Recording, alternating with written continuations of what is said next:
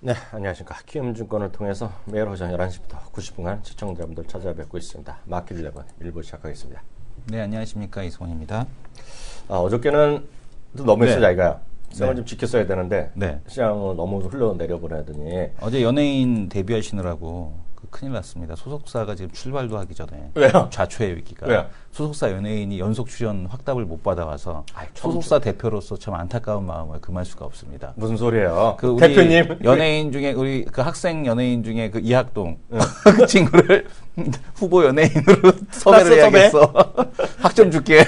학점 D 줄 테니까 A, B, C, 네. D 줄 테니까 우리 회사로 소속사로 옮기라고. 소속사로 옮기라고. 근데요. 시장 얘기부터 하죠. 지금 네. 썰렁한 얘기 할 때가 아니야. 시장이 어저께 좀 워낙 네네. 크게 내려갔고요. 코스닥이 좀 어떻게 좀 걱정거리인데 오늘 일단 반등을 하는데 양시장 모두 음봉 아닌가 모르겠어요. 시장이 좀 네. 힘이 좀 없는 그런 모습인데요. 오늘 2시간 동안 있었던 일을 간단하게 좀 얘기 한번 해보자.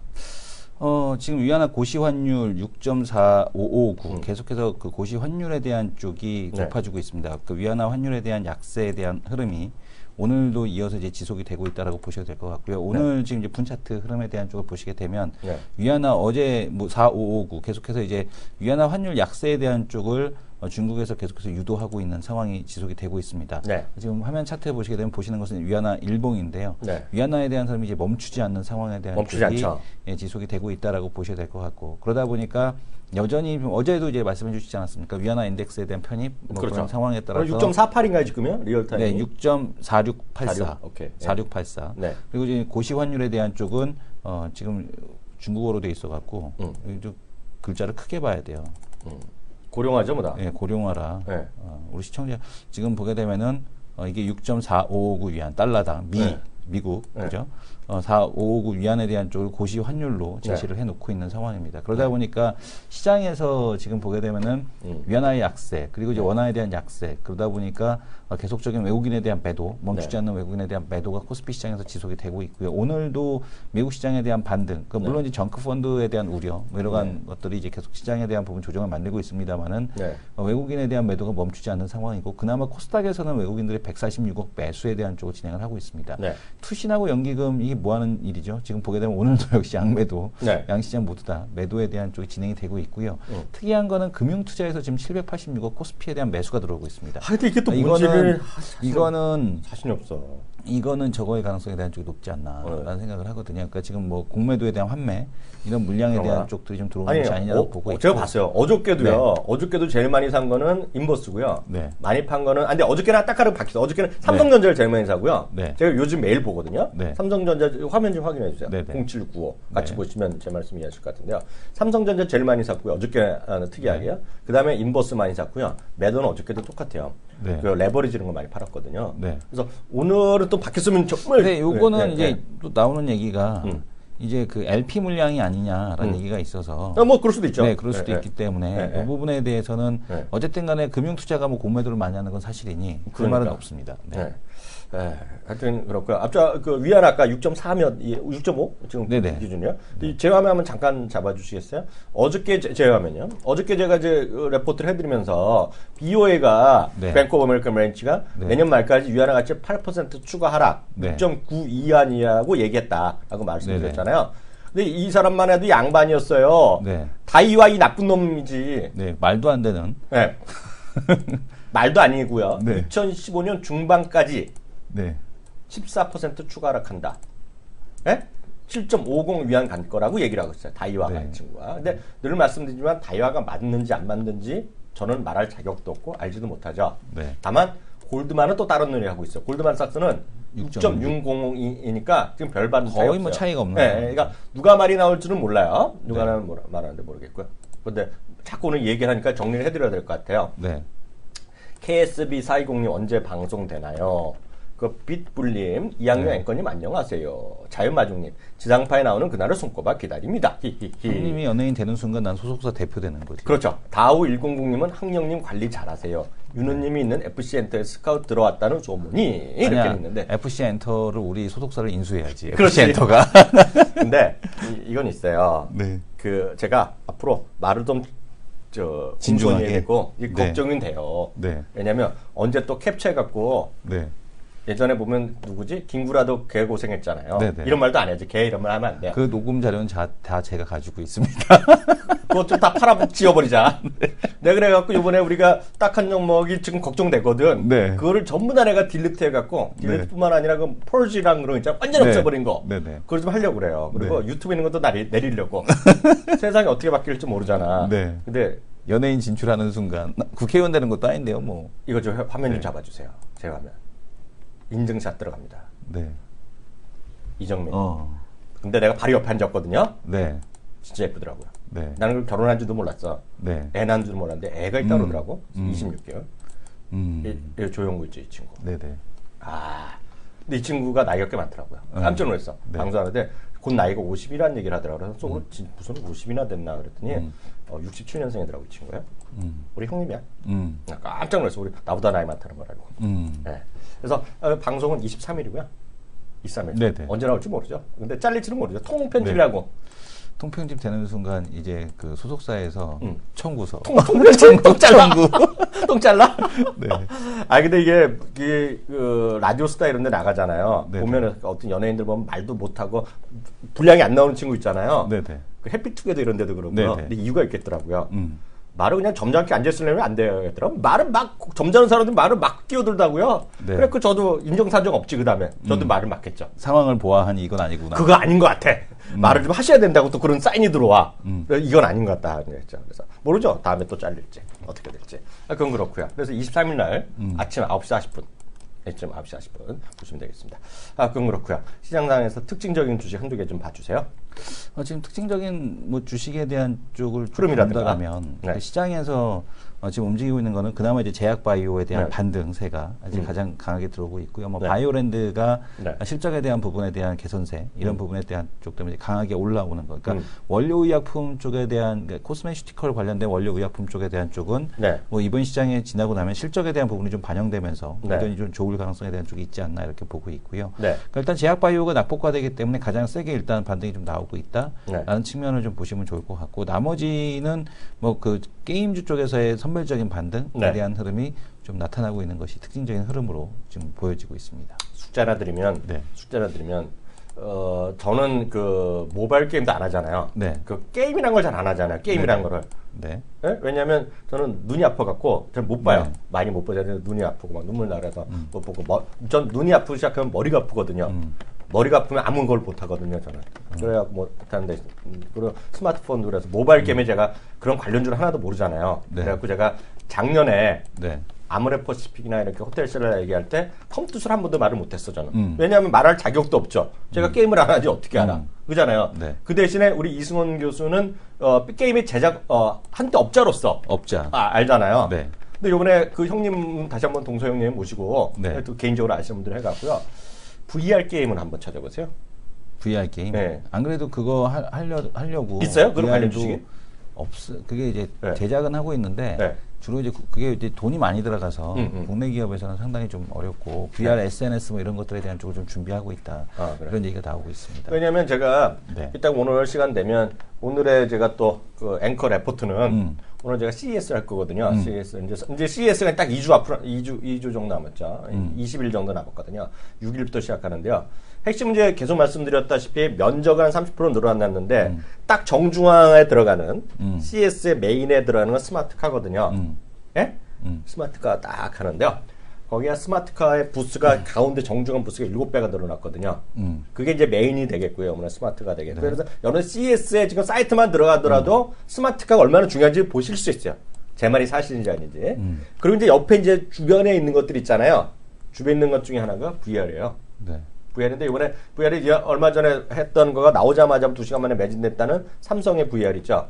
삼성의 VR 그 오큘러스의 그 삼성 버전을 나온 거 스마트폰에 연동되는 거 맞는 거가 이제 99달러에 나오고 오큘러스 이제 말이 많던 오큘러스가 이제 299달러 정도 내년 봄에 언젠가 나온다고 얘기하고 있거든요. 오큘러스는 거는 이제 일상에서 막 쓰는 거죠. 네. 삼성 거는 스마트폰에 연동된 거 약간의 차이가 있는데. 솔직한 얘기로 VR은 그 마이크로소프트 거 홀로렌즈 보고 나서 훅 관심이 줄었어요. 왜냐면 홀로렌즈가 너무 좋은 것 같아요. 그래서 네. 그게 VR이 그 오큘러스가 그 마이크로소프트에 다 컴패터블하고 네네. 플레이스테이션 컴퓨터가 다 그렇게 나오는 거예요. 지금. 그러니까. 네, 그래서 다 같이 쓸 수 있는 거죠. 그래서 네. 그거는 기계를 만드는 거고 VR은 그 마이크로소프트나 이런 건 마이크로소프트는 자기 기계도 있지만 오큘러스 거도 쓸 수 있는 거 그렇게 나오는 걸 제가 알고 있거든요. 네. 그래서 관심이 많죠. 근데 하여튼 그런 거에 대한 것들이 아마 내년에 큰 하루 될 게 홀로렌즈 같은 게 네네. 개념이잖아요. 그래서 VR 관련된 거 아마 내년에 하여튼 그런 거에서 10배짜리 나올 수 있겠죠. 사물 인터넷 계속 말씀드리죠.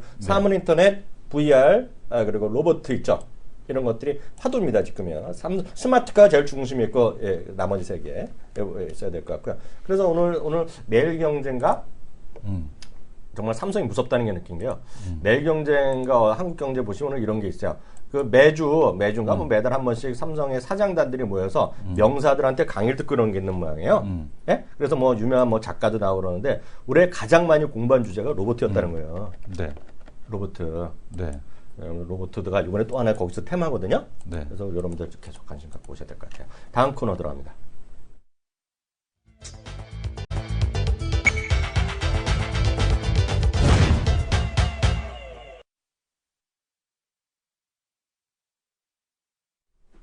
네, 이슈 돌직구인데 오늘 어떤 얘기부터 해볼까요? 네. 오늘 그 해볼 내용에 대한 쪽은 네. 지금 보게 되면은 이거부터 할까요? 네. 지금 샌드위치 면세점. 그것 좀 해보자. 너무나도 지금 면세점 한다는데 면세점 사업이 그 삼위각기에 대한 흐름에서도 봤듯이 규모의 경제를 이루지 못하면 네. 이 면세 사업은 사실은 수익을 내기가 네. 쉽지가 않죠. 네. 그거를 좀 보셔야 될 것 같고 지금 최근에 뭐 중국 어디서 뭐 시 단위로도 뭐 면세점 들어간다고 하는데 어디 조그만 거 하는데 그걸로 주가 올라가기에는 쉽지 않다라는 네. 거 그런 거 이제 추격하게 되면은 앞에서도 우리가 들으신 것처럼 네. 쉽지 않을 수 있다. 네. 그런 거 염두해 두셔야 될 것 같고요. 네. 지금 샌드위치 면세점이라고 중국, 일본에 끼는 한국 대형 그림자 악재, 네. 대형 악재 그림자 이렇게 얘기 나오고 있습니다.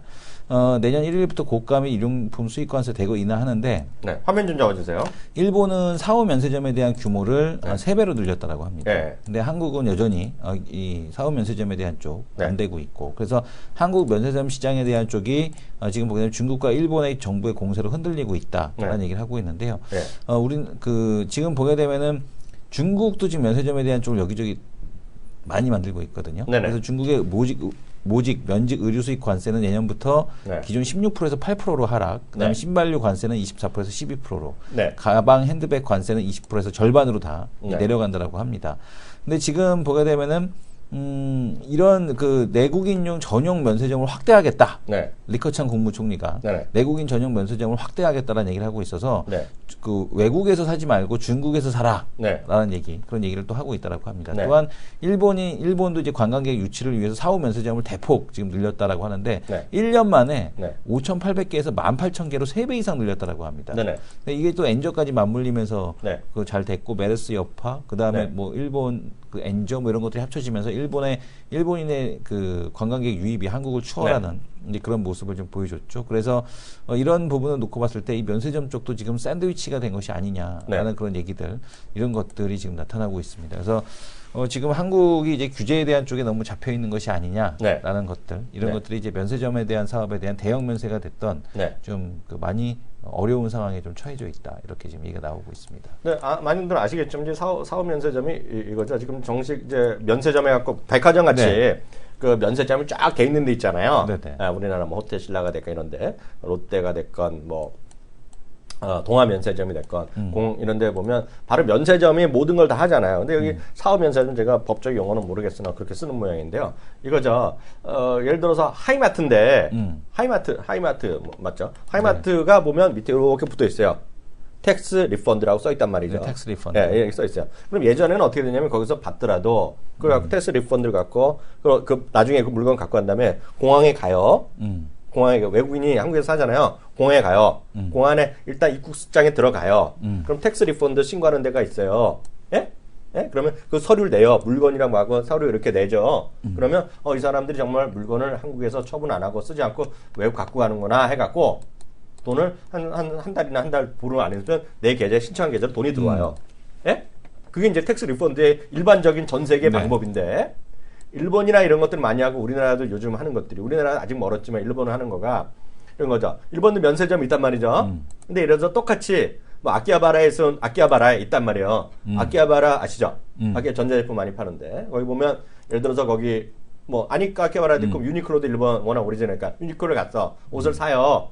사면 그걸 갖고 예전에 가면 공항을 가야 되거든요. 예? 공항에 가서 그 서류 내야 되는데 지금 그게 아니라 돈을 만행이면 만행을 내요. 만행을 내면 바로 창구 바로 옆에 놈이 옆 여자가 스미마생 하면서 그걸 내 걸 또 내, 여권 내. 그럼 만행이면 뭐 세금이면 1,000행을 냈단 말이죠. 뭐 얼마나 세율은 제가 뭐 정확히 모르겠는데 그러면 바로 앉은 건 죄송하지만 서 있는 자리에서 바로 옆에 친구가 1,000엔을 현금을 줘요. 내가 카드를 냈건 간에 얘가 현금을 줘요. 유니클로도 주고 아키하바라도 줘. 그런 데가 아까 5,000개에서 10,000개 됐다는 얘기죠. 우리나라도 이제 그런 걸 하고 있는데 우리나라 어떻게 하냐면 제가 조그만 데 시내는 모르겠으나 백화점 같은 데는 그렇게 해요. 다 팔아요. 그러면 하면 그걸 갖고 뭐 롯데백화점이면 롯데백화점 5층을 가든지 1층을 가든지 특정 코너가 있어요. 거기 가서 주죠. 줄 서 갖고. 그죠? 근데 그런 것도 많이 좋아진 거죠. 그렇기 때문에 우리 작년에 얘기했던 대연이나 이런 거 할 때 그런 얘기 했던 거가 네네. 그런 얘기거든요. 네. 그래서 뭐 관련주도 있다는 건데 그런 거 더 많이 늘리겠다는 거죠. 외국 우리나라도 늘려야 되는데 계속 말씀드리면 계속 무한정 늘릴 수는 없는 거가 많은 사람이 그게 그렇게 안 했을 경우에는 예전에는 보면 우리 소비세에 떨어지잖아요. 네. 거저먹는 거죠, 솔직히 우리나라 입장에서 외국인이 우리나라에 소비세 내고 하는 건데 그잖아요. 그래서 억울할 수 있으나 한국 사람들도 한국에서 쓸 거를 외국 나갔다 오면 억울하잖아요. 소비세를 내는데 안 내잖아요. 네. 억울할 수 있으나 우리나라 정부 입장에서 그게 플러스 마이너스 따지겠죠. 어느 게 좋을지. 그래서 외국 사람이 더 많이 쓰게 해야 되는 건지 아니면 한국 사람들이 세금을 좀 여기서 아끼더라도 그래. 그러니까 머리가 아픈데 그런 논란이 있다. 무슨 얘기인지 아시겠죠? 그런 걸 이제 말씀드리는 건 제가 추가적으로 말씀드리겠고요. 어제 네. 그 하시다 말은 거. 저거. 오늘 CS? 아니 그 채권 시장 주목해야 된다. 블룸버그. 채권 시장? 예. 그 얘기 해볼까요? 네네. 네, 잠깐 보면요. 채권 시장. 어저께 제가 이제 좀 보겠습니다. 화면 좀 잡아주시면요. 이런 거죠. 지금 어저께 잠깐 말씀드려 그 대한민국이 중요한 게 아니라 중심이 아니라 아까도 말씀드렸다시피 중국의 위안화 평가 절하 얘기가 많이 있다는 말이죠. 그래서 중국에서 여러 가지 문제 그리고 뭐 카라이큰 같은 경우도 미국에서도 마찬가지. 미국에서 지금 자꾸 그 하이힐드 채권 금리 올라가니까 하이힐드 채권이라든가 정크본드 문제가 많다 얘기해서 큰일 났다 얘기를 많이 여기저기 하고 있는데 중국은 이번 주부터 한대잖아요. 또 경제 공작회의 그러면서 구조조정하고 한계기업 퇴출 이런 거 공급 측의 조절을 확대하면 그리고 중국에서 디폴트 날 수 있는 것들이 많이 있을 거라는 얘기를 하는 거예요 지금. 그죠? 네. 그럼 대안으로 얘기하는 거가 시티그룹 제 얘기가 아니라 네. 시티그룹은 어디로 가야 되냐? 네. 디폴트 가능성이 없는 코리아다. 이건 제 얘기가 아니라 다시 말해서 시티그룹 얘기예요. 디폴트 프리 코리아에 관심을 가져야 된다는 얘기하는 거예요. 물론 이거 채권 시장이지만 2016년에 시티그룹은 20% 정도 옵션 매출이 늘어날 수 있다. 예? 무슨 얘기냐면 한국의 채권을 봐야 된다는 얘기죠. 이차람 얘기는. 네. 그래서 계속 말씀드리지만 안 좋다도 있지만 중국 때문에 한국에 어려질 사람도 있지만 이렇게 좋게 얘기하는 애도 있다. 물론 이거 채권 얘기입니다. 예? 채권 얘기예요. 다만 이렇게 얘기를 하고 있다라고. 근데 재밌는 게 이제 뭐냐면 최근에 이제 그 더벨에서 나왔던 뉴스인데요.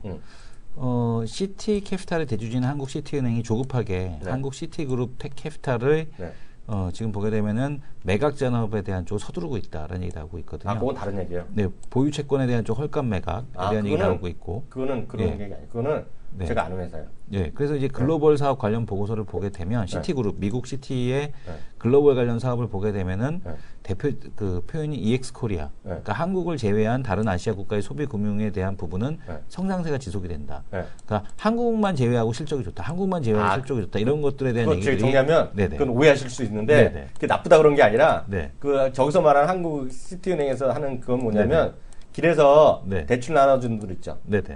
길에서 보면 은근히 시티그룹, 시티은행 대출, 가계대출 많이 받으셨죠? 시티하고 SC.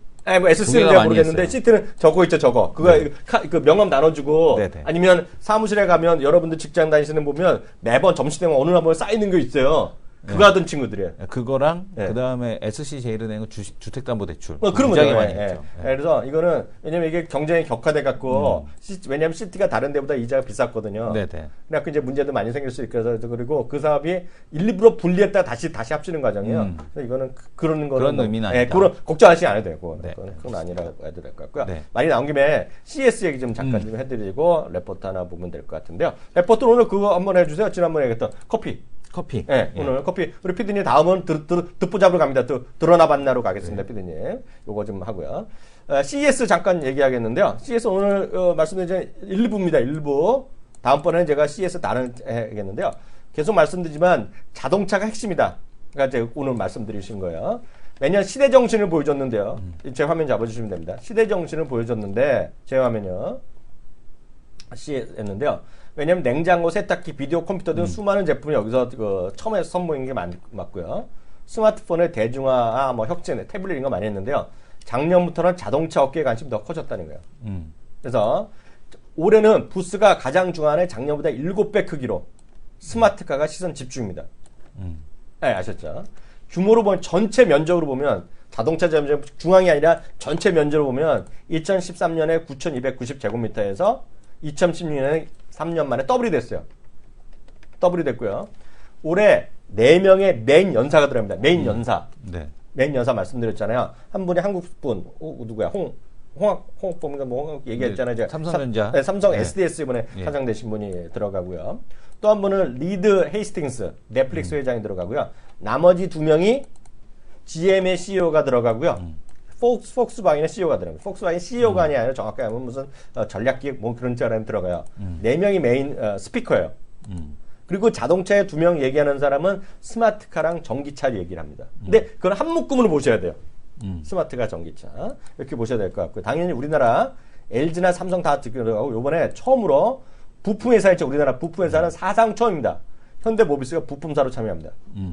그리고 이 모든 것들, 이 사람들이 전부 다 어디 가냐면 그 다음 일주일 후에 디트로이트 모터쇼가 되거든요. 네. 그래갖고 내년도 초부터 한 2, 3주간은 IT와 자동차의 뭐라 그럴까요? 콜라보? 그러니까 대세로 시장에 어떤 큰 관심을 끄질 밖에 없기 때문에 요즘 미국에서 스마트카 얘기가 다시 많이 나오는 거가 되겠고요. 이것은 IT와 자동차는 시대 정신이다. 다시 한번 우리가 가야 되는데 요즘 보면 저도 방송에 여기도 보여드렸던 기억날 거예요. 팀쿡이 연설한 거 제가 트위터한 거 보여드렸잖아요. 뭐냐면 장면까지 보여드렸는데 다시 한번 하게 되면 자동차 산업의 큰 변혁, 네. 내연기관의 종식, 소프트웨어의 중요성, 자율운전 3가지가 화두입니다. 이 사람이 얘기한 거, 팀쿡 얘기한 거고요. 국내 증권사 중에서는 삼성증권이 스마트카에 대해서 분석을 제일 잘했다고 보고 있는데, 예? 스마트카에 있는데 이것만 보면 여러분들 저도 이 사람 본 적 있는데 저기 있죠 탑기어 이런 거 아시죠? 네. 드라마 TVN인가? 예능. TVN 예능. 보면 거기 보면 그 TVN은 나고 그 자동차 관련 소식 그리고 탑기어라고 그 자동차 잡지 있어요. 탑기어인가 뭐 그런 거 있어요. 거기 보면 임범석 교수라는 얘기 들어봤어요? 못 봤. 치면 딱 나옵니다. 이게 미국에서 자동차 디자인하는 아주 대표적인 우리나라 분인데요. 이분이 이번에 삼성증권을 주최한 컨퍼런스에 와서 세미나에서 이런 얘기를 했다 그래요. 현 자동차 산업은 혜성이 지구에 떨어지기 전 공룡이다. 뭐야? 공룡이 다 없어졌잖아요. 네. 기존의 공룡이 다 없어졌잖아요.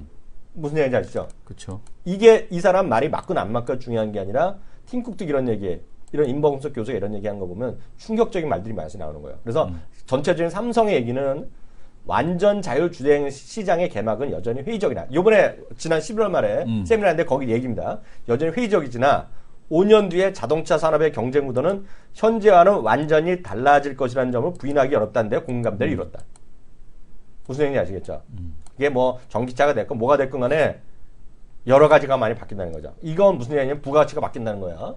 예, 보여야 될 것 같고요. 그래서 삼성전자, 삼성증권의 얘기는 세 주식을 얘기했어요. 삼성, SDI, LG전자, LG전자 얘기했는데요. 그래서 오늘 CS에 대해 얘기하는 거고요. 제가 내일이나 모레 우리 NH에서 얘기한 거 있잖아요. 네. 그 중심을 정리해서 다른 제가 그걸 말씀드리도록 할게요. 이거 내용이 너무 좋아. 이런 거 박수 한번 쳐줘야 돼. 박수 한번 쳐줘야 돼. 예. 네, 다음 코너. 다음 코너 들어가겠습니다.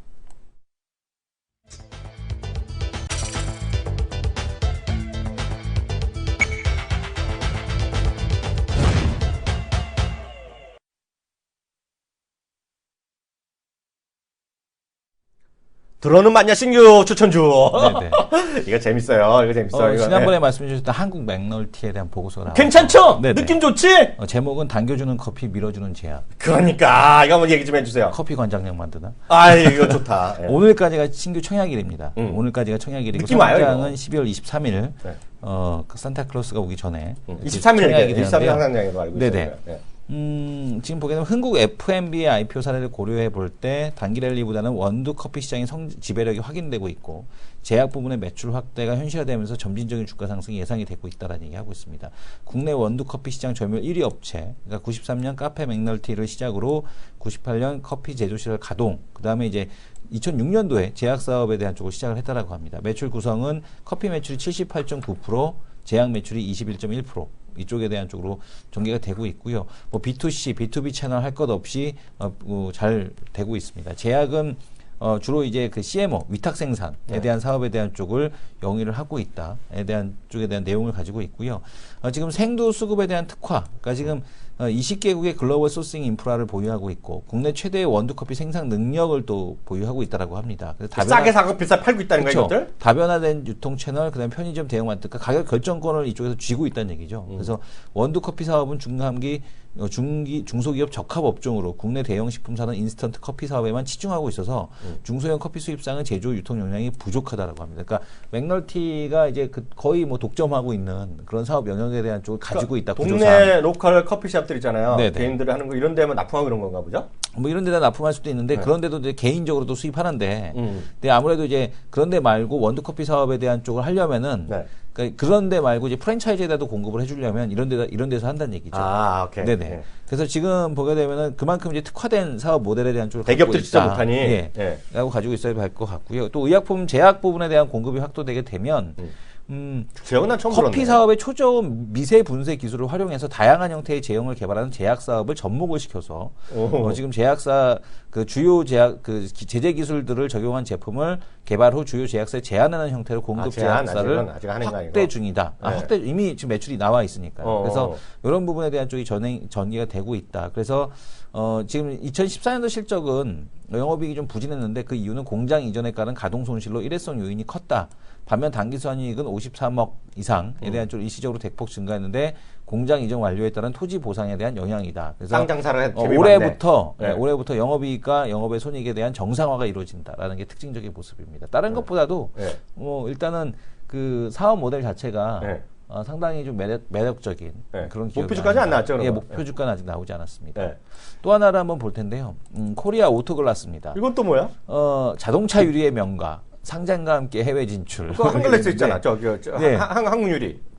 KCC와 AGC가 만나서 탄생한 자동차 유리의 명가, KC 브랜드, KCC 그룹의 자동차 유리 전문 기업이라고 합니다. 지금 보게 되면 KAC 그 유리 산업의 강자인 KCC, 그다음에 네. 일본의 아사히 글라스와 합작으로 합작사로 자동화된 독보적인 생산 인프라를 가지고 있고 현대차, 기아차 중심으로 다양한 고객사를 확보하고 있다. 그래서 얘기하고 있고요. 기아차 사용률이 중 77%가 이걸로 사용하고 있다고 합니다. GM 코리아의 75%가 지금 그 코리아 오토글라스 제품에 대한 쪽을 네. 사용을 하고 있고요. 그다음에 네. 뭐 헤드업 디스플레이, 그다음에 차음 유리, 뭐 발열 유리, 강화 유리, 뭐 파노라마 썬루프, 발수 유리 뭐 이런 것들 다 지금 하고 있다라고 얘기하고 파노라마 있습니다. 그것까지? 네네. 그래서 지금 보게 되면 재밌는 거는 일단은 대주주가 네. 뭐 KCC고 그다음에 네. 이제 아사히 글라스 이렇게 참여가 된 여기 보게 되면은 KCC 39.9%, 네. 아사히 글라스가 20%. 그다음에 우리 사주 8%, 공모주가 32%인데 공모주가 조금 많습니다. 공모주가 좀 20% 미만으로 들어왔었으면 참 좋았을 것 같은데 네. 공모 주식이 조금 많다라는 거 보셔야 될 공개한 게 것 많다는 같고요. 얘기네요. 네네. 네. 그래서 근데 왜 이렇게 이제 공모를 좀 많이 했느냐라는 네. 걸 이렇게 보게 되면은 지금 이거 하고 나서 이제 해외 진출에 대한 쪽을 하겠다라고 네. 지금 얘기를 하고 있습니다. 그래서 지금 영업이익률에 대한 쪽도 한 뭐 10% 미만에 대한 쪽인데 최근에 이런 쪽들이 상장을 잘 안 했잖아요. 그러니까 왜냐하면 이런 그 제조업체들에 대한 상장들이 좀 많이 적었었는데 무거운 건 처음이네. 네, 이런 것들이 좀 상장하는 게 특징적인 모습이겠고 시가총액은 크지 않습니다. 네. 2,100억에서 2,400억 정도 수준에 네. 대한 쪽에 대한 밸류를 좀 가지고 있어서 가격이 낮게 들어온다라면은 2,100억? 예, 좀 메리트는 있어 보이지 않나라는 생각은 하고 있습니다. 제가 뭐라 그랬던 네. 뭐뭐 PER 그러니까 지금 보게 되면 PER 6.4배에서 7.3배로 들어와요. 네. 가격 메리트는 네. 충분히 있지 않나라는 생각이 듭니다. PBR 장부가 밑으로 들어오거든요. 모모 네. 항공모가 2조 붙었었잖아요. 네네. 2조 가까이 갔었던 것 같은데. 네. 그거 생각하면 싸네요. 뭔지 모르지만. 네네. 네. 그런데 KCC에서 계열사예요, 그럼? KCC 계열이죠. KCC가 지금 40% 지분 갖고 있고, 네. 그다음에 아사히 글라스가 항균율은 없어졌어? 있죠. 네. 상장아? 모르죠. 네. 저는. 예. 아, 좀 요즘 차가 없어서 모르겠는데 예전에 항균율이었는데 네. 한글래스라고 써있는 게 다른 회사인가 보네. 그죠? 네. 네, 하여튼 1부는 여기서 마치겠고요. 저 2부에 다시 돌아오겠습니다.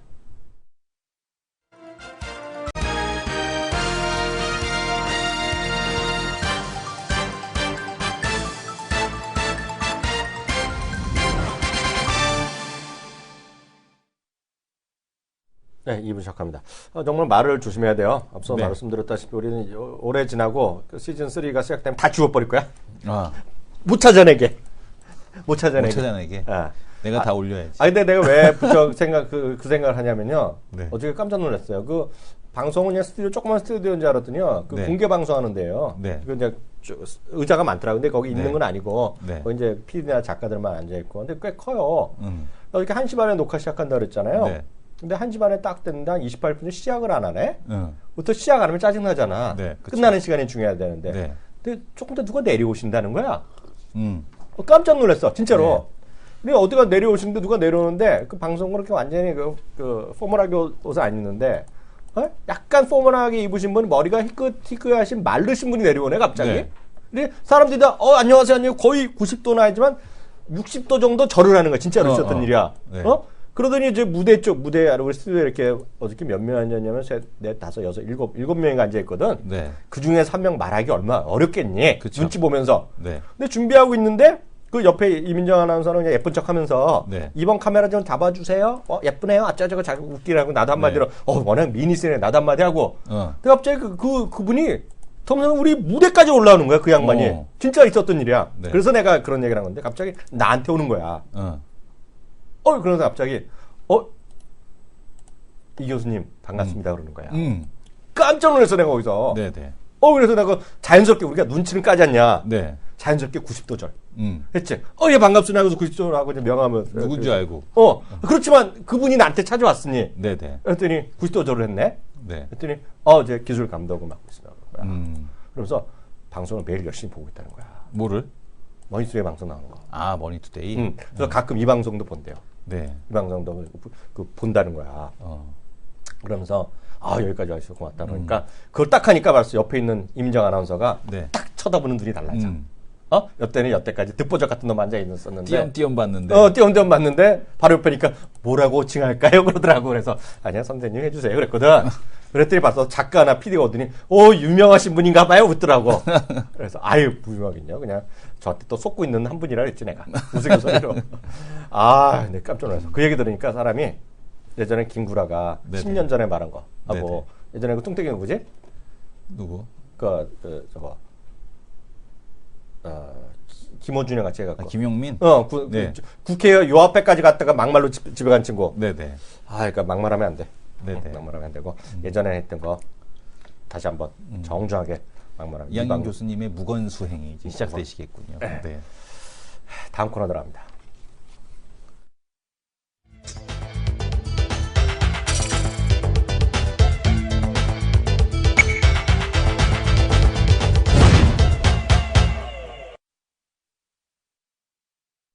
네스타겐 토크 코너입니다. 화요일날의 주인공이시죠. 네스타겐 토크 코너입니다. 화요일날의 주인공이시죠. 우리 채널 K 이전에 채널 K가 생기게 모태가 된 게 바로 키오드림이죠. 키오드림의 창시자 뭐 맞잖아요. 창시하신 분입니다. 어느 분인지 소개 좀 해주세요. 네. 키움일건 슬러거. 네. 키워드림 제네시스. 제네시스. 네. 서인석 부장님 모시겠습니다. 네, 안녕하세요. 안녕하세요. 네. 또 한 번에 위에서 창시했던 같이 하신 분이 자산운용 대표로 오셨죠. 네. 예, 그렇죠. 이게 이분한테 또 잘 보여야 돼. 이분한테 또 90도 절해야 되는 거. 네. 잊지 마셔야 되겠고요. 그건 그렇고요. 시장이 우리가 막 시작하기 전에 이런 얘기했어요, 부장님. 네. 예. 떨어질 때 3% 올라왔는데 지금 고맙다 반등아. 이게 뭐야 지금? 이거잖아 지금요. 그렇죠. 예. 시장이 어려운데요. 시장 좀 어떻게 좀 판단하시는지 객관적으로 좀 얘기해 주세요. 예, 뭐 지난주에 그 방송에 아마 그 기억나실 분 있으실 테지만은 네. 굉장히 좀 힘들었죠. 네. 왜냐하면 이게 시장이라는 게 아무리 그 하락하는 흐름에서도 중간중간에 이게 반등을 주면서 네. 네. 이게 하락을 하는데 지난주가 솔직히 이제 반등을 할 수 있는 중요한 이제 키포인트였고 게다가 이제 미국 시장이 지지난주 금요일에 2% 급등했거든요. 네. 그래서 이제 지난 주 초반 월화수가 참 반등 때 네. 반등을 이용해서 이제 그동안 좀 리스크 관리를 못하셨던 분들은 리스크를 할 수 있는 굉장히 절호의 어떤 타이밍이었는데 네. 그게 실패를 했기 때문에 아마 지난주 화요일 방송에서 제가 좀 약간 좀 어리둥절한 어떤 그런 말씀을 드리고 왜냐하면 이게 주식에서 그렇습니다. 이 방송에서 부정적인 얘기를 좀 너무 강하게 하게 되면은 네.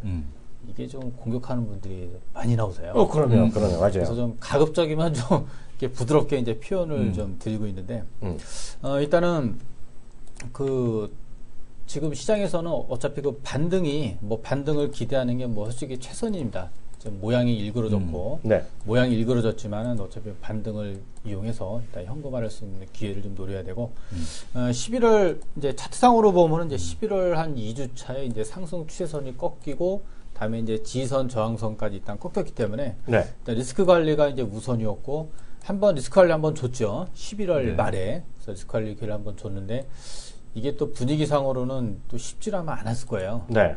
근데 공교롭게도 이제 11월 마지막 그때 이제 반등을 정말 세게 줬죠.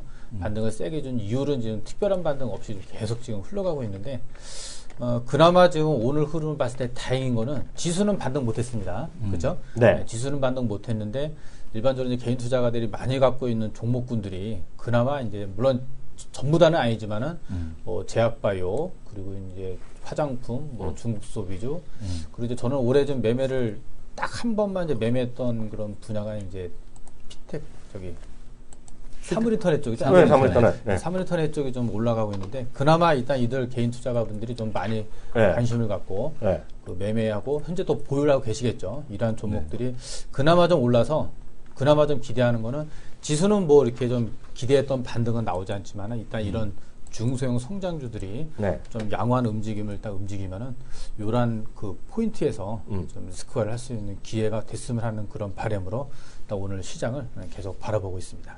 저는 지난주에 기억하시는지 모르겠지만 제가 보는 그 강세장, 약세장은 신저가 속출한다 그랬잖아요. 예, 예. 신저가 정말 많이 났죠. 예, 많이 났습니다. 네. 저도 시스템 체크하는데 네.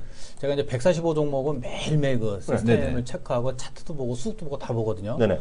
근데 어제 날짜로 145 종목 중에서 17%, 네. 17%만 지금 그러니까 살아있고. 추세를 살아있고 네. 나머지 종목은 죄다 지금 꺾인 것을 봐서는 네. 참 시장이 좀 굉장히 안 좋구나 그런 네. 생각이 들죠. 보통 일반적으로는 한 그러니까 이제 반등이 나오는 포인트는 보통 한 25%에서 이렇게 반등이 나오거든요. 네. 그래서 이제 지난주 이제 그 25% 왔기 때문에 반등 기대는 그게 꺾였기 때문에 저도 굉장히 좀 당황스러운 어떤 지난 한 주였는데 네. 일단 지금 뭐 앞서도 말씀드렸지만 과도한 지금 하락이고 네. 지금 상황에서는 뭐 일단은 어차피 그 현재 보유한 종목이 네. 그 손실폭을 줄이는 것도 이익 내는 거니까는 그렇죠. 일단 최대한 보유한 종목이 어차피 좀 성장주 개념이고 좀 네. 실적이 개선되는 종목이라 그러면은 네. 일단 추가적인 좀 반등을 기대하는 생각이 들고 만약 오늘 보유 종목 중에서 마이너스 난 종목이 있다 그러면은 좀 고민을 좀 많이 하실 필요가 있지 않나 생각이 오늘 같은 듭니다. 날도 좀 약하면. 그렇죠. 예. 예. 그러니까 지수는 보합이지만은 예. 솔직히 오늘 같은 날은 지금 중소형 성장주들은 많이 올라가고 있거든요. 예. 그래서 일단 보유 종목들이 한번 전반적인 흐름을 일단 좀 체크할 필요가 있다고 생각이 이교수 이런 느낌인가요? 오늘 같은 날도 반등하면 그만큼 힘도 없을 뿐더러 관심권에도 멀어져 있다 그런 얘기인거든요. 그런 건가요? 예, 그렇죠. 예.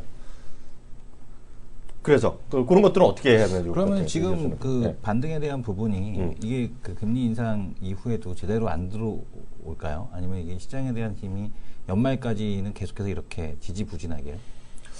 지금 뭐 시장에 네. 대한 판단을 이렇게 저는 이제 데일리를 잘 안 보다가 이제 오늘 화요일 방송을 위해서 이제 그때만 일주일에 한 번은 이제 그 전반적인 네네. 시장 의견을 그렇죠. 이제 네. 전략들을 이렇게 보고 그러는데 네.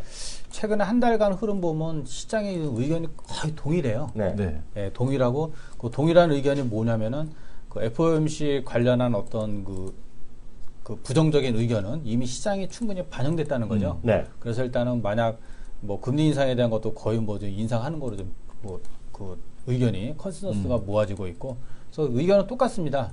금리 인상 전후로 해가지고 뭐 단기 급락이 나오고 네. 그 다음부터 이제 중장기적으로 네. 어떤 악재는 이미 선반영됐기 때문에 이제 상승하는 거로 보는 게 그동안에 이제 한 11월 말, 12월 초까지 의견이었거든요. 네. 그렇죠. 근데 공교롭게도 이게 유가라는 게 한 40불 선을 지켜준다는 전제하에서 그렇게 잡았었거든요. 네. 근데 이게 유가가 이제 40달러 꺾어지면서 이게 좀 악의 축이거든요.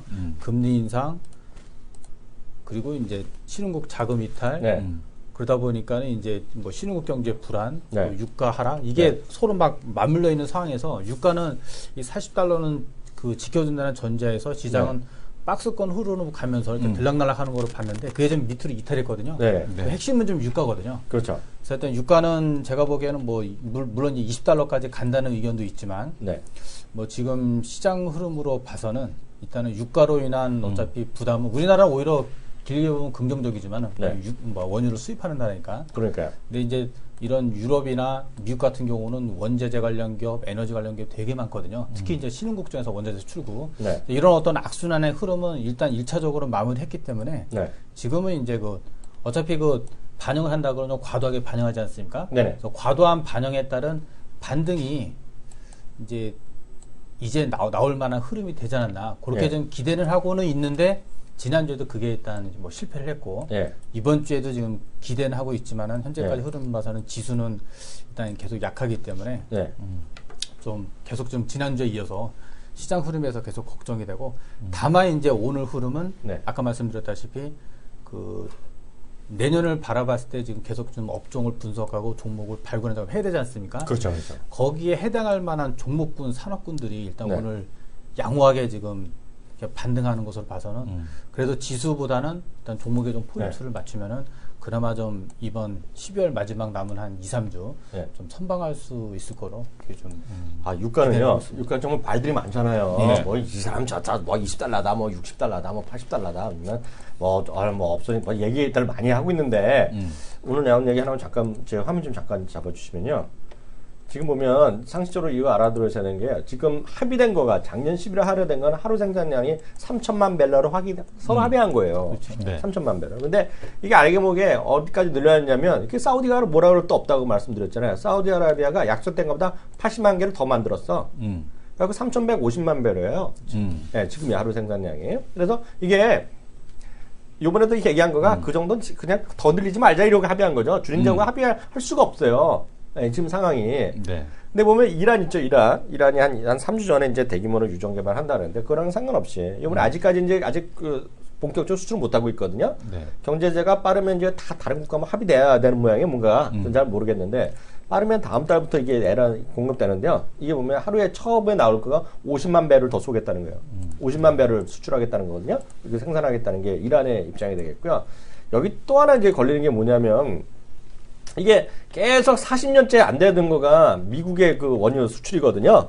근데 지난번에 이제 뭐 공화당에서 된다 그랬는데 지난번에 거부 끝나고 막 그랬었잖아요. 예. 근데 이번에 이제 통과될 가능성이 크다는 거예요. 이거 좀 보여드리면 이게 그래서 이게 장난이 아닌 게요. 이게 뭐 제가 뭐 뉴스를 다 아는 게 아니라 그냥 분위기만 말씀드리는 거죠. US 오일 익스포트 밴이 이게 40년째 나오는 네. 그 원유 수출 금지인데요. 여기 뭐라고 써 있어요? Very likely to be lifted. 리프트는 없어진다는 거냐, 없애버린다는 거냐. 스펜딩이라도 이번에 예산을 다 통과시키면서 같이 합의를 해서 통과시키겠다는 거예요, 지금요. 네네. 그래서 오바마 사인할 거라는 얘기거든요. 이게 되면 또 한 차례 또 격변이 일어나는 거죠. 그래서 이런 것들도 좀 보시라. 이게 장기적으로는 모르죠. 그렇지만 제가 들을 수 있는 건 뉴스는 이런 것도 있다. 이런 것들이 지금 시장에 반영되고 있다. 좀 이해하시면 좋겠어요. 이런 보면 어떤 분이 있다가 이런 거죠. 누가 이란이 뭐 수출 못한 이런 거 얘기하는 거는 거짓말이다. 다음 달에 빠르면 다음 달에 50만 불씩 쏘겠다는 거거든요. 그래서 그런 것 좀 이해하시면 좋을 것 같아요. 그럼 어떻게 돼요? 부장님, 지금 시장이 이렇게 여전히 불확실성이 있는데 그나마 FOMC 지나면 그나마 좀 불확실성 해소되고 어게인 응답하라 2004 이런 얘기들 많이 하잖아요. 2004년이 되면 어찌되었건 시장이 좀 안정됐다. 조금 그 당시에 저도 이랬고 이성 교수도 이랬지만 엄청 좋아지기 시작했던 시작이었잖아요. 그때가요. 맞죠? 그때가. 그렇죠. 예. 어떻게 보세요? 일단 보면 이제 우리가 시장을 분석할 때는 이제 펀더멘털과 이제 차트죠. 네. 예, 기술 분석을 같이 이제 병행해가지고 이제 보게 되는데 어차피 우리가 이제 방송을 통해서 이제 거래하신 분들은 거의 단기 거래자거든요. 그렇죠. 예, 단기 거래자이기 때문에 일단 차트의 흐름을 좀 더 이제 민감하게 대응할 수밖에 없는데 이제 서두에 말씀드렸다시피 11월 2주차에 일단 흐름은 꺾였습니다. 그래서 흐름이 꺾였다는 거는 지수가 반등할 때마다 좀 현금화를 노력하고 그리고 이제 그 매매를 하더라도 좀 방망이를 왜 짧게 잡고 한다고 그러잖아요. 그렇죠. 그런 말 그러한 전략을 좀 취할 수밖에 좀 없는 상황이고 다만 이제 그 단기 매매자 관점에서는 과연 지수가 뭐 박스권을 보이든 네. 점진적인 하락을 하든 그 살아있는 업종, 테마, 종목군만 있으면 되거든요. 네. 그럼 그 종목군 중심으로 매매를 하면 되는데 이게 지난주하고 지지난주 2주간은 정말 아주 일부 정말 제한된 어떤 분야이기 때문에 매매가 굉장히 어려운 구간이었고 네. 금주는 어제도 역시 어려웠지만 오늘 흐름 봤을 때 지수는 지금 보합이지만은 네. 아까 말씀드렸던 제약바이오, 화장품 이런 종목군들이 네. 좀 상승하는 것으로 봐서는 일단은 지금은 제가 보기에는 제 입장이라고 하면 일단 매수는 안 합니다. 네. 왜냐하면 더 싸게 살 수 있는 어떤 기회가 있기 때문에 아니면 정말 이제 시장이 반등이 됐구나 네. 하는 그런 시기가 오기까지는 제가 만약 현금이 있다 그러면 좀 더 좀 지난주와 마찬가지로 좀 기다리고 네. 일단 지금은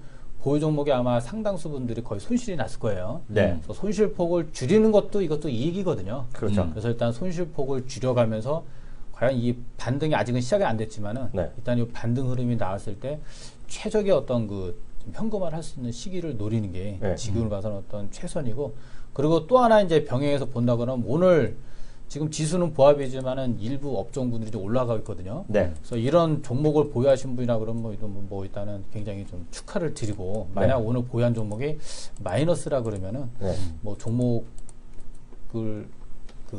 교체 여부도 네. 한번 적절한 시기에 한번 검토를 해. 만약 계속 보유를 한다 그러면은 네. 뭐 교체 여부도 검토하는 게 좋지 않나. 그리고 교체할 만한 산업군은 지금 이제 증권사 자료 이미 다 나왔거든요. 네.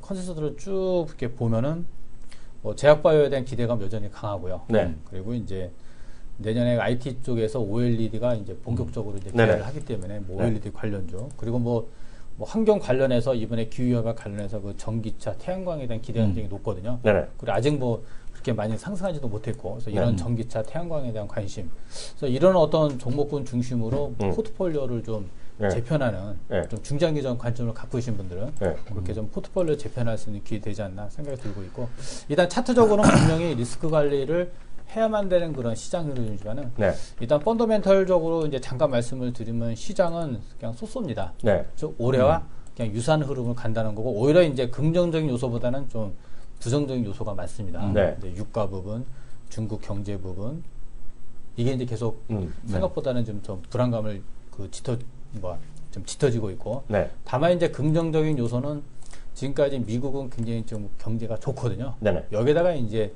그 소비의 3대 주체가 미국, 유럽, 일본 아닙니까? 그렇죠, 그렇죠. 이 세 주체가 소비를 왕성하게 했을 때 이제 중국이라든가 우리나라 이런 나라 수출을 많이 통해서 이제 글로벌 경기가 선순환으로 가는데 일단 지금 굉장히 지금 삐걱거리는 상황이거든요. 네. 미국은 좋지만 유럽, 일본은 돈을 많이 풀고 있음에도 불구하고 미국처럼 어떤 효과가 안 나오고 있고 네. 그러다 보니까 중국이 좀 계속 삐걱거리고 있는데 제가 보기에는 어차피 돈을 풀면은 좋아지지 않을까. 그렇죠. 물론 이제 나중에 후유증은 나중 문제고 네. 일단 돈을 푸는 효과가 일단 올해는 원래 나오려고 하다가 좀 전혀 다른 방향으로 일단 좀 꺾여버린 건데 네. 내년에는 저는 일단 긍정적으로 보고 있습니다. 글로벌 네. 경기 어떤 네. 그 선순환 흐름을. 네. 그래서 일단 길게 보면은 시장에 대해서는 계속 관심을 가질 필요가 있지만 일단 지금 단기적으로는 뭐 FOMC 회의도 있고 있기 때문에 일단 만약 반등이 나온다 그러면 리스크 관리를 할 수 있는 기회를 잡으시고 그 반등 흐름 막바지 국면에서 이게 그냥 재상승 쪽으로 갈지 그때 가서 일단 2차적으로 좀 판단을 해야 돼. 일단 지금은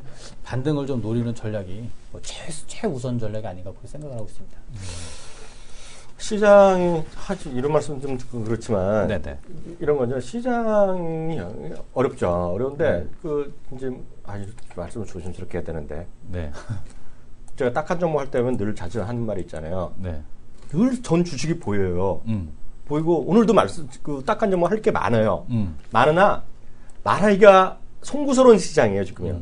그게 어렵다는 거죠. 그만큼 시장 자체에 바라보는 전체적인 글로벌 환경 이런 것들이 좀 어렵다고 대부분의 우리 전문가들도 그렇게 얘기하시는 거잖아요, 지금요. 네, 그렇죠. 그래서 그거는 우리 시청자분들 좀 보수로 보셔야 될 것 같고요.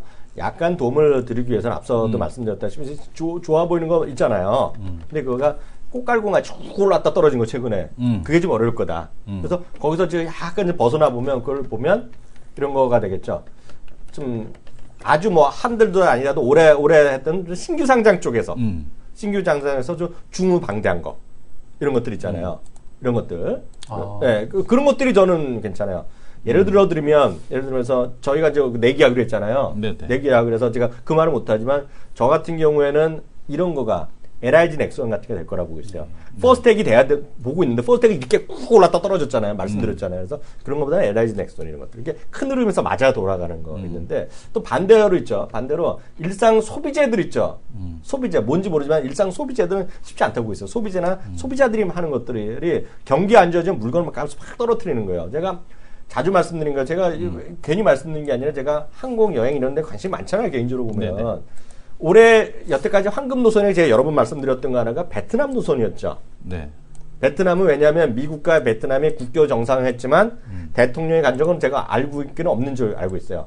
그 베트남에서 수상에 한번 갔나 그랬는데 미국 대통령이 간 적은 현직 대통령이 간 적은 없는 거예요. 그러니까 아직도 약간 껄끄러워요. 네네. 그래갖고 미국이나 베트남이 직항이 없는 걸로 알고 있거든요. 그래갖고 한국이나 이런 데 와서 가는 사람이 많았어요. 제가 알기에 요즘은 어떻게 되는지 모르겠어요. 근데 작년 재작년까지만 하더라도 제가 아는 한은 미국 비행기가 베트남에 안 갔어요. 근데 요즘 갔는지 알면 제가 정정해드리고 찾아보면 말씀드리겠는데요.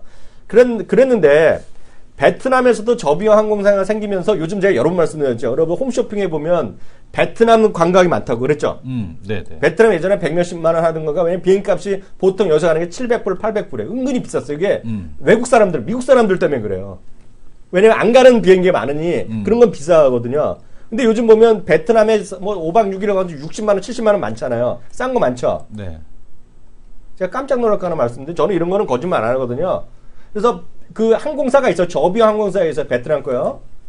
지금 얼마 가는지 아세요? 하노이 거? 하노이 얼마입니까? 15만 원인가요? 15만 원이요? 15만 원이요. 엄청 싸네. 15만 원도 지금 오늘 제주도 가는 것보다 훨씬 낫네. 오늘 15만 원에 여러분들 사실 수 있어요. 몇몇 그 사이트에 들어가면 살 수 있는 거 제가 알림 받았거든요. 네. 알림 받았는데 얘네들을 보면 특징이 딱 진짜 살 수 있는 가격이 들어와요. 비엣젯 항공이 이게 걔네 저거거든요. 저기에 저비용 항공인데 오늘 2시부터 세일한다는데요. 네. 호치민 15만 원 찍히네요. 호치민 15만 원. 제가 왜 이게 말씀드리냐면 항공이나 이런 것들이 항공주가 안 좋다는 건 안 하죠, 솔직히. 그래갖고 제가 올 봄에도 그랬지만 아시아나항공 일부에서 12,000원 얘기를 할 때 제가 어이없다 그랬던 얘기를 방송에서 욕먹으면서 했던 기억이 있어요. 네네. 이게 항공뿐만 아니라 모든 소비재 있죠, 소비재. 네. 그러니까 그게 경쟁이 심해지는 경제는 가격 싸움이에요. 가격 싸움. 이게 전 세계적으로 이머징 항공들이, 이머징 마케팅이 다 그러는 거죠. 어느 항공이냐 물어보는데요. 이런 얘기, 제가 홈쇼핑도 아니잖아요. 자꾸 이런 얘기 홈쇼핑 하는데, 비엣젯 항공이 저비용 항공이에요. 베트남이 저항, 비엣젯. 써드리면 이거 잡혀가잖아. 네. 왜냐면 이거 갖고 나중에 제가 공중파 갈 때 이 사람은 방송에서 경제방송에서 홈쇼핑 했다고 욕먹어. 그 간접 광고. 간접 광고로 욕먹어. 그러니까요. 소속사 대표로서의 걱정스럽습니다. 우리 소속사 대표요. 트리플 엔터테인먼트 대표. 제 소속 직원. 문어발 기업 트리플 플러스. 문어발 기업입니다. 제가 말씀드리잖아요. 혜니님 아시죠? 제 말씀을요. 여러분들 검색하면 다 나와요. 비엣젯 항공 오늘 2시부터 세일하거든요. 15만 원. 15만 원. 이게 작년 이맘때만 하더라도 하여튼 한국 워낙에 비쌌어요. 하노이 가는 거는 80만 원 그렇게 받았어요. 비쌌어요. 왜? 미국 사람들이 못 갔기 때문에. 미국 사람들이 직항이 없었기 때문에 어디 들렸다 가는데 한국에서 그래서 코리아는 대한항공 이게 비쌌거든요. 근데 제가 떨어질 거라 그랬잖아요, 이거. 홈쇼핑 주말마다 나오는 게 제일 많이 나오는 게 터키 많이 나오는데 터키 요새 문제되고 그러니까 사람들이 잘 안 가잖아요. 네, 터키 그렇죠. 경기 해외여행 자제국가까지만 선정되고 그러잖아요. 그러니까 요즘 보면 주말마다 아마 내일 모레 제 이런 장담은 안 되지. 이거 장담했다가 틀렸다고 욕하고 나중에 클립하는 장 나올잖아. 네. 일요일에 한번 보세요. 토요일에 일어나는 관광에 아마 베트남 나올 겁니다. 또 나올 거예요. 그게 지금 시장의 흐름입니다. 그래서 그런 걸 보시면서 전체적으로 여러분들 이해하시면 돼요. 어떤 분 쓰시잖아요. 다낭 39만 원 다녔다고 쓰잖아요. 예, 오늘 여기까지 하겠고요. 다음 주 우리 화요일 날 또 모셔야 되겠고 저희는 내일 오전 11시에 다시 오겠습니다. 감사합니다.